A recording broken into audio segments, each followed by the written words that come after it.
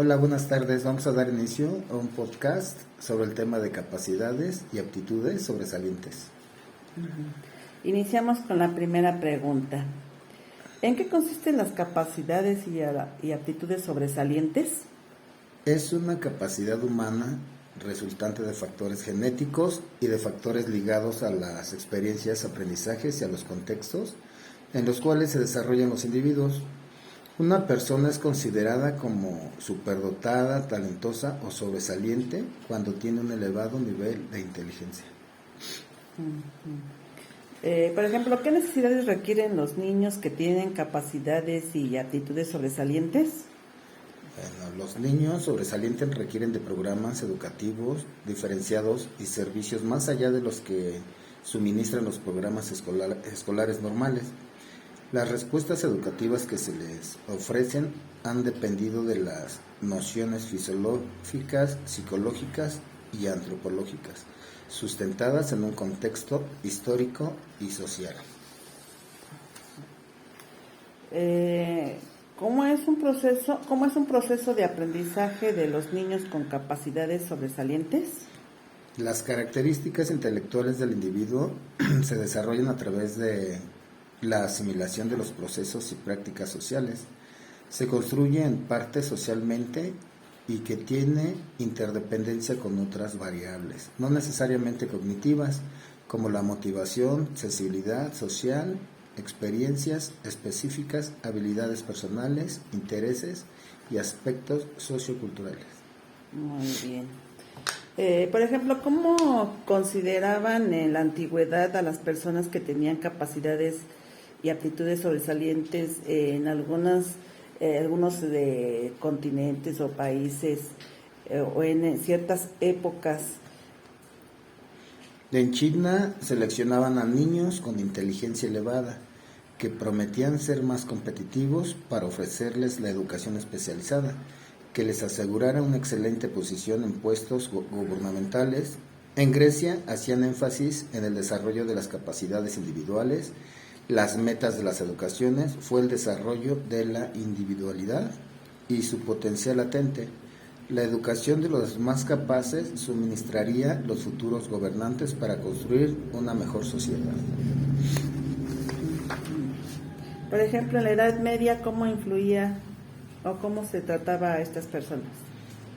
Influía mucho en la religión, por lo que fueron los que designaron a las personas en los mejores puestos y se valoró a las personas talentosas en el terreno de las bellas artes, como Da Vinci, entre otros. En la época de la Ilustración incluyeron la escolarización protegida a todos los alumnos talentosos en los programas de reforma de las instrucciones públicas, ofreciéndoles las oportunidades reservadas hasta entonces para los hijos de la clase social alta. Dar educación a los alumnos sobresalientes significó formar a los alumnos de la patria, aptos para servirla mejor, mediante sus talentos heredados y dotar a la ciencia de más hombres capaces de contribuir a un progreso.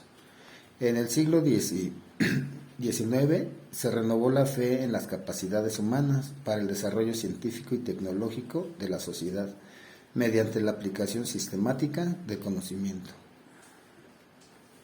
Schopenhauer, Nietzsche y Marx, quienes, a pesar de sus diferencias, conciben al hombre como un ser que hace y que desarrolla historia y con la libertad suficiente para desarrollar sus talentos en cualquier dirección. ¿Cómo se determinaba que una persona tenía capacidades y aptitudes sobresalientes? En China valoraban la habilidad literaria, el liderazgo, la imaginación, la velocidad de la lectura, la capacidad de memoria, el razonamiento y la sensibilidad perceptiva. Hasta antes de la obra de Galton, el aparente interés mostrado hacia los sujetos con altas capacidades era parcial y unilateral. No había una clara diferenciación en cuanto a la manifestación superiores. Galton refleja la preocupación por la naturaleza y los aspectos hereditarios del genio humano en su obra Hereditary Genius, 1869. Se interesó en las bases heredadas de la inteligencia y las técnicas para medir capacidades, elaborando varias pruebas sensoriomotrices. A principios del siglo XX, Binet diseñó y publicó el primer test de inteligencia que medía la capacidad para juzgar, comprender y razonar. En distintos lugares del mundo ya contaban con herramientas psicométricas que desarrollaron iniciativas para ofrecer atención educativa especializada a niños con capacidades intelectuales superiores. En Estados Unidos se reportaron las primeras clases especiales para niños con capacidades intelectuales superiores en el año de 1916. Estos primeros sucesos fueron la base de una serie de eventos relacionados con la teoría de la medición de la inteligencia y el rendimiento escolar, lo que dio paso a lo que López denominó la etapa científica del estudio del sobredotado. En los linderos de la psicología y la educación se desarrollaron conceptos variados para referirse a diferentes tipos de sujetos con capacidades y aptitudes sobresalientes, tales como genios precoces, peritos talentosos y otros. Terman construyó un importante avance en la concepción de sujetos reconocidos entonces como un superdotado. Y este autor, basándose en una concepción cuantitativa del fenómeno, definió la superdotación como la puntuación superior a 130 en los test de inteligencia. Por ejemplo, ¿en qué consisten, qué inteligencias existen? Gardner, uno de los autores más citados en la actualidad en el área de las inteligencias, no solo no existe un único y monolítico tipo de inteligencia, sino que existe un abanico de no menos de 7 variedades distintas. Hoy sabemos que las habilidades son dinámicas, no estáticas, que la gente puede crecer y cambiar, ya que entre las personas hay muchas clases diferentes de potencial.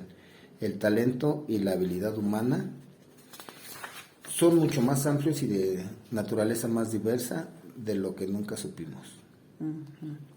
Por ejemplo, ¿qué papel le toca hacer a la escuela con alumnos con capacidades y aptitudes sobresalientes?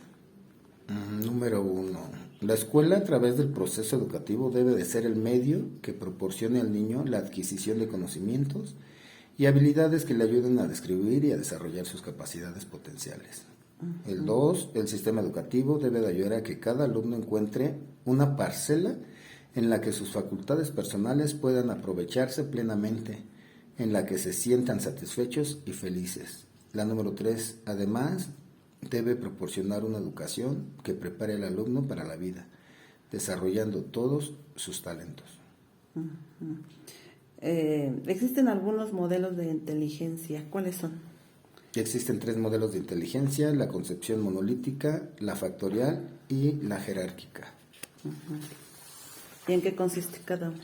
La inteligencia monolítica parte de la concepción teórica de la inteligencia como una única variable en relación directa con el instrumento y medida. Sus autores defienden una inteligencia unitaria, se basan en la obtención de índices únicos de inteligencia, edad mental, sí, y factor G.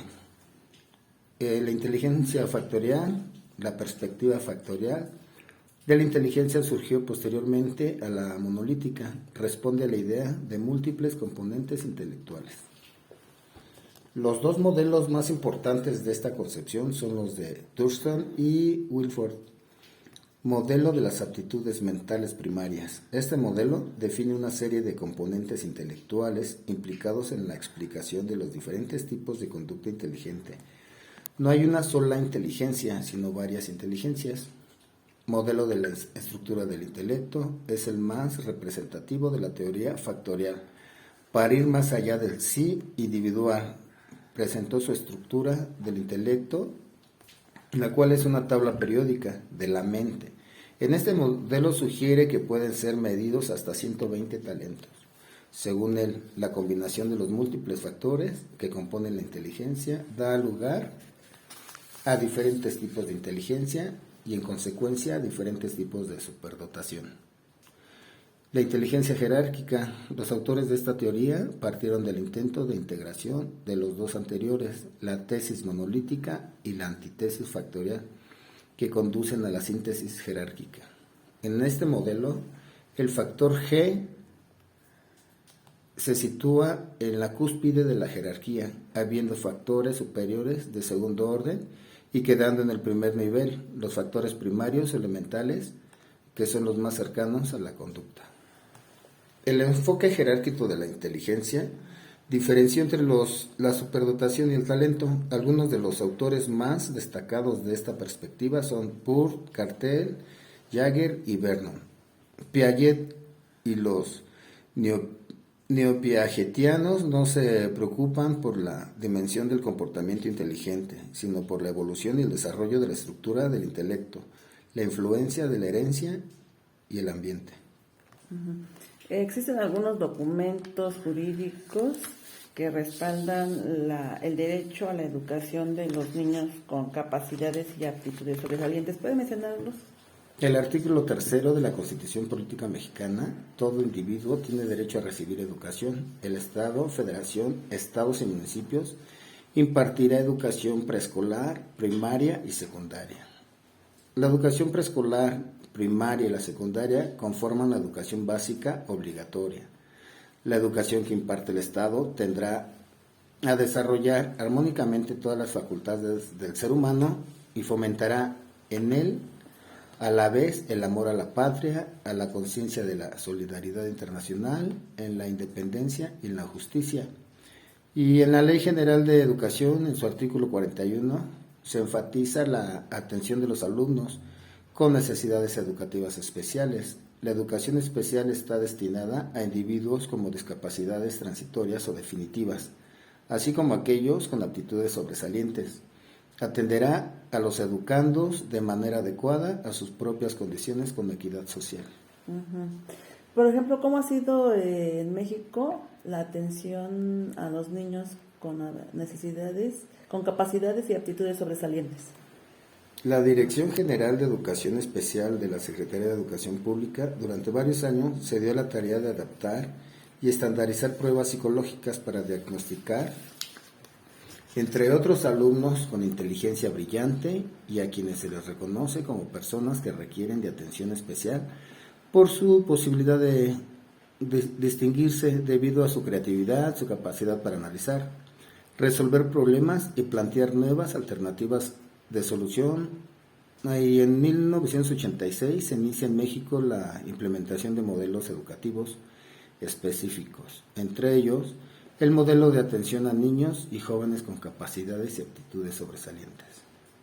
El programa estaba basado en el modelo triádico de Renzulli, que conceptualiza la capacidad sobresaliente como el resultado de la interacción adecuada y en determinadas circunstancias de tres componentes de las personalidades: habilidades por arriba del promedio, altos niveles de creatividad y compromiso en la tarea. En 1991, el modelo CAS es enriquecido por el modelo de talentos múltiples de Calvin Taylor, con el que se pretende no solo favorecer los talentos académicos, sino también los talentos relacionados con el pensamiento productivo, la toma de decisiones, la planeación, la predicción y la comunicación, partiendo siempre de los intereses y necesidades del alumno. Entre 1993 y 2002, en algunas entidades federativas empezaron a realizar acciones a favor de la integración educativa, que proporcionaron la reorganización y reorientación de los servicios de educación especial, en particular el personal que conformaba las unidades de atención a niños con capacidades y aptitudes sobresalientes, que es el caso de algunas entidades del país, pasó a formar parte de las unidades de servicio de apoyo a la educación regular, lo que es el USAER, del personal de los centros de atención psicopedagógico, de educación preescolar, que es el CAPEP, de centros de atención múltiple, que es el CAM, o de unidades de orientación al público, que es la UOP, lo que ocasionó que los alumnos con aptitudes sobresalientes dejaran de recibir el servicio, que hasta la fecha se les estaba ofreciendo debido a que el USAER les dieron prioridad a los alumnos con necesidades educativas especiales asociadas con alguna discapacidad. Como conclusión, no existe una sola inteligencia, sino varias inteligencias que se pueden desarrollar en la etapa escolar. En nuestro país falta por impulsar y darle mayor atención a este tipo de estudiantes. Sería todo, gracias.